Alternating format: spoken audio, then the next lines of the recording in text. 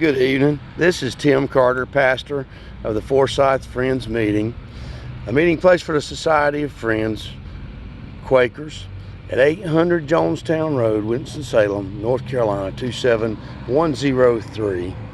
Church phone number 336-768-1124. Meeting email shellar@triad.rr.com. I'm Pastor Tim Carter and can be reached at 336-688-7538. I want to talk to you this evening about courageous forgiveness. You know, a lot of people think about courage when you talk about climbing mountains. A lot of people think about courage when you talk about athletic achievement. A lot of people think about courage when you think about doing something dangerous, going into a building that's on fire, rescuing somebody, and those are all things that require a lot of courage. I don't know that you normally think about the term forgiveness being coupled with the word courageous, but I think it ought to be. Sometimes the practices that we need the biggest breakthrough in are also the hardest for us to do. Thought we'd have this little fireside chat tonight, if you will. Not fireside, I'm actually outside standing here beside my truck, and I was going to launch into a two-part series on forgiveness, but I felt like we ought to talk a little bit first about why should we talk about forgiveness? Why in the world would you want to listen to a message about forgiveness? And there's a lot of reasons, but the biggest reason is not only what it will do for others, but what it will do for you. If you cleanse yourself of unforgiveness, resentment, bitterness, hatefulness, and these terrible feelings that can come up in yourself when you have thoughts of unforgiveness and hatred towards somebody else, then you actually achieve a peace of mind that might be impossible for you to realize even now. I know, because 10 years ago, I was 52, if I'm honest enough to confess. I was full of vengeance, hate, vindictiveness, bitterness, and these things ruled my life to a high degree. But I didn't know it. I wouldn't have admitted it to you. I hadn't even admitted it to myself. But it's true. And some of these resentments that I had were years old. They were built on things that had happened even all the way back to childhood, and some in adulthood. And, I remember my mother describing to me one time when hate and resentment had ruled her life, that a wise counselor told her it was like she was carrying a gunny sack around thrown across her shoulder. I don't know if you know what a gunny sack is or not, but in farm, a gunny sack's a bag you can put anything in: feed, seed, and you can fill that gunny sack so heavy that you just about can't carry it. And every time my mother would experience something with someone that she felt like didn't do her right, or someone that harmed her in some way, she would throw the resentment, she would throw the bitterness, she would throw the hard feelings in that gunny sack. And every time somebody did something that hurt her in some way, whatever feelings she had about that became an addition to the gunny sack. I even wrote a paper one time, I think, and called it Mama's Gunny Sack. And Mother did a incredible thing at a young point in my life. I was somewhere in the neighborhood of 14 years old, somewhere in there. And my mother decided that she was going to let go of the gunny sack. And that when she did, she experienced a revolutionary life change. Her whole life felt like she had completely displaced hundreds of pounds. She was freer on the inside and freer on the outside. There was a noticeable difference in everything about my mother, from her disposition to her action to what she did for others. Mama's life radically changed. I'll never forget it, and it makes a giant impact on me even today. And gosh, you would think, having watched that in my own mother, I would know better than to do such myself, but you know, that's not the truth.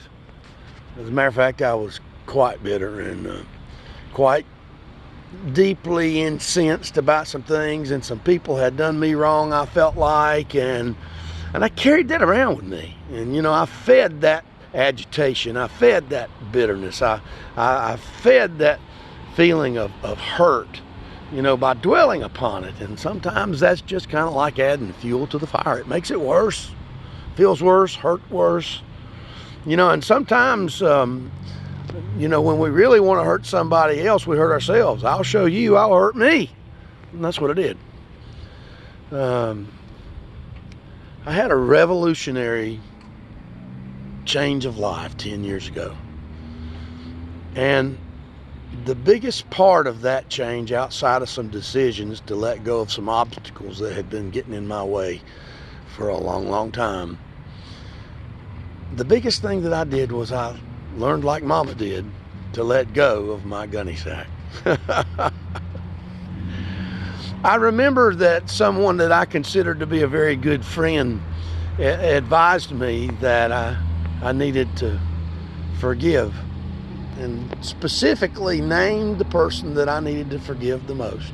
And I'll keep that between me and God. And I forgave that person. Now, that's not true. I gotta get real honest here. The first time I was told that I needed to forgive that person, I said, no way, I'm not gonna do that. You know, I'll tell you what I said, maybe one-on-one, but not on the air. I wasn't real eager to forgive. I felt like I had a right to hold on to my anger.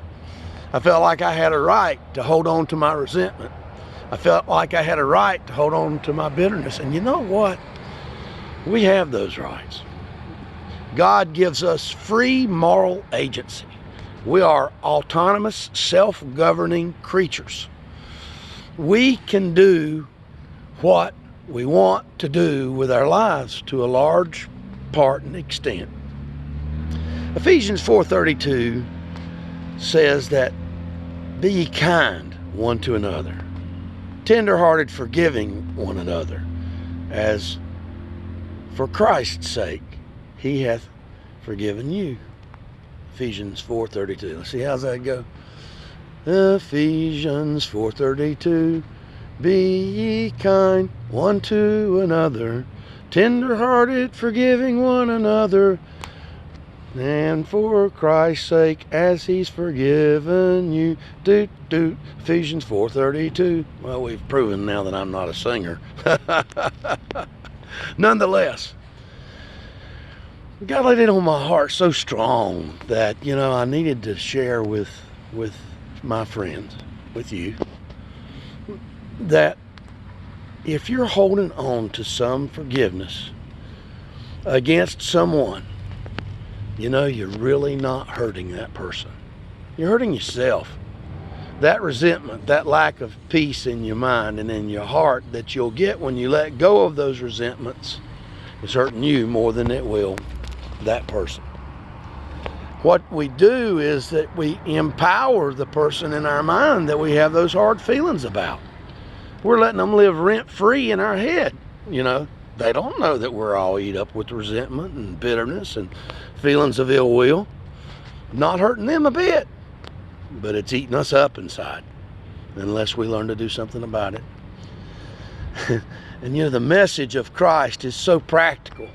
It works so good. It takes so much of the problems of our lives and gives us a workable solution. And you know, when Jesus forgives us for what we've done wrong, he presents to us a model for how we can forgive others. You know, the Lord's Prayer, I pray it every day several times, you know.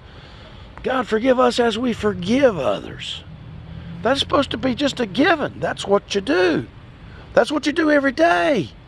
You don't carry around resentment. You don't carry around feelings of resentment and ill will. You let it go. Well, that's not what we do sometimes, is it? But I have found that even though it may be difficult to do, God will help us do it if we make the decision that we want that liberty in our lives. So maybe you don't feel like you can forgive at first, so you ask God to help you forgive. And maybe, it's hard for you to want to forgive that person, so you ask God to strengthen you to forgive that person. And maybe instead of seeing their face, you just see somebody else that needs to experience Christ in a deeper way, and you pray for them to be healed like you pray for any sick person. Well, anyway, I'm going to be sharing for the next couple Sundays on forgiveness, courageous forgiveness, because it takes courage to forgive. But if you'll make that courageous step and forgive those people that have in some way harmed you, when your heart is cleansed, your mind becomes clear, your life becomes clean, and it's worth it, whatever it takes. Give your heart a new chance. Give Christ the reins of your heart. Allow Him to forgive others through you. You'll be glad you do. Again, this is Tim Carter, pastor of Forsyth Friends Meeting. My phone number is 336-688-7538. You can reach me at timothygrantcarter@gmail.com. Take care. God bless. Talk to you again next Sunday.